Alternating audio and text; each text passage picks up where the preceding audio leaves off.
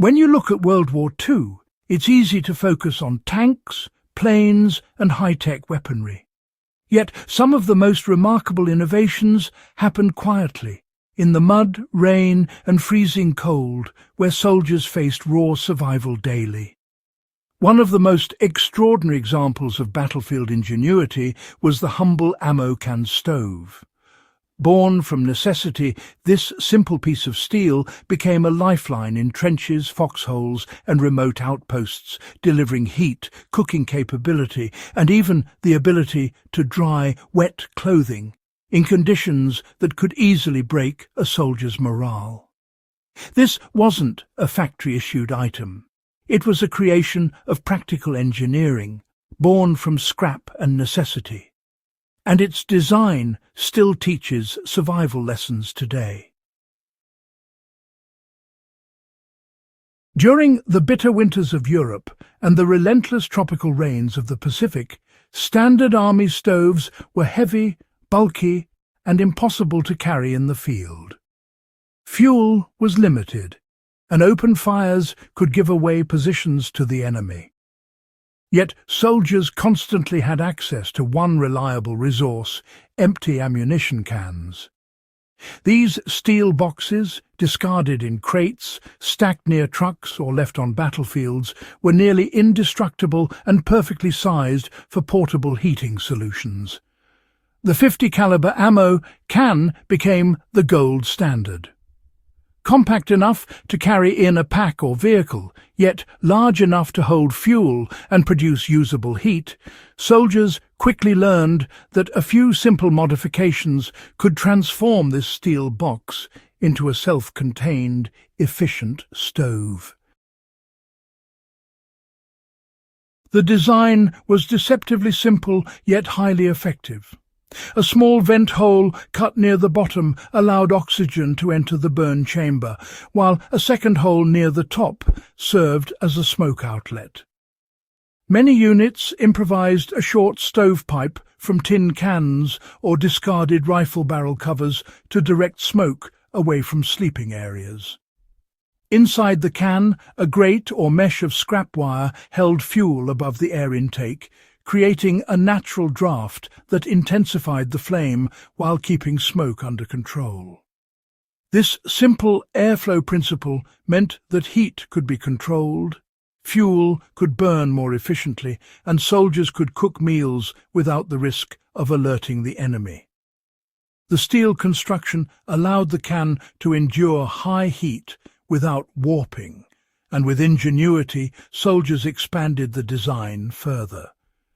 Broken engine gaskets became seals, surgical tubing helped regulate airflow, and clay or mud lined the interior to retain heat longer. Fuel sources were limited to whatever the environment offered.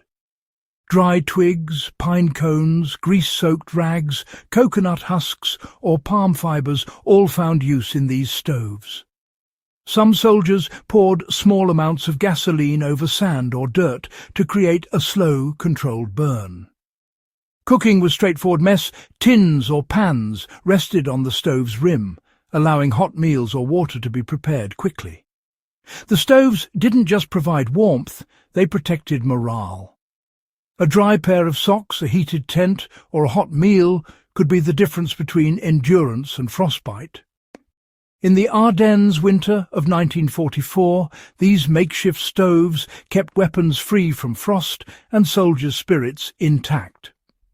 In the Pacific jungles, they doubled as mosquito deterrents, burning oily plant fibers to produce smoke while providing heat. Even downed airmen and isolated outposts found ways to construct and use these stoves, proving the design's versatility and durability. For anyone interested in historical recreation, bushcraft or off-grid survival, the ammo can stove remains remarkably practical. Start with a standard 50 caliber ammo can. Remove any rubber gasket from the lid, then cut a 2-inch air intake hole near the bottom of one short side. About 4 inches above, cut a smaller vent for smoke. If a pipe is unavailable, stacking empty tin cans works perfectly. Inside, place a small wire grate about an inch above the intake to support fuel and allow airflow. Fuel the stove with twigs, charcoal or wax cloth, light carefully through the intake and control the burn by partially covering the opening. For durability, lining the inside with clay or sand prevents the steel from warping and extends heat retention. With these simple steps, you have a portable low-smoke stove capable of boiling water, cooking meals, and keeping a small shelter warm. The ammo can stove is more than a survival tool. It's a lesson in self-reliance. It embodies how necessity drives innovation and how resourceful soldiers turn discarded items into life-saving tools. The design's simplicity, efficiency and adaptability made it a favourite across units and theatres, from Europe to the Pacific, and its principles continue to inspire modern survivalists. In a world obsessed with high-tech solutions, the ammo can stove reminds us that understanding materials, airflow, and basic engineering can solve critical problems even in the harshest environments. For those who appreciate history, survival skills, or practical ingenuity, this stove is a living lesson.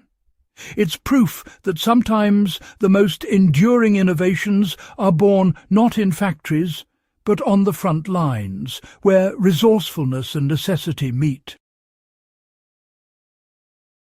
If you found this exploration of World War II Ingenuity valuable, make sure to like this video, subscribe to Warfront Survival, share it with fellow history enthusiasts, off-grid enthusiasts, and anyone who values practical knowledge from the past. Hit the notification button so you never miss an upcoming deep dive into wartime survival tools and fieldcraft. History isn't just in the past. It's alive, ready to teach us how to endure and innovate today.